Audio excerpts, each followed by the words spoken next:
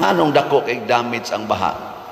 Nga naaman tay dagko kay budget para ana tungod kay ang gihuna-huna sa mga leaders ang ilang kaugalingon. Ambot nagamit bagyod kaha ang tinuod nga amount nga gipagawas para ni anang maong project nga flood control, nagamit bagyod kaha sa tinud-anay nga paggamit.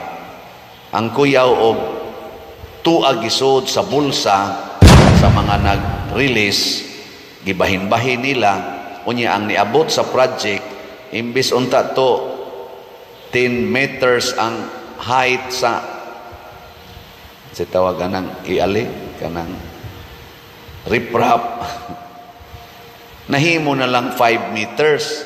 O di pag-abot sa baha, lapas. Di ba? Imbis class A ang masa sa simento aron ligon, class C na. Gian lag tubig daghan, malusno rasad. Kay dali ra kayong sudlos tubig.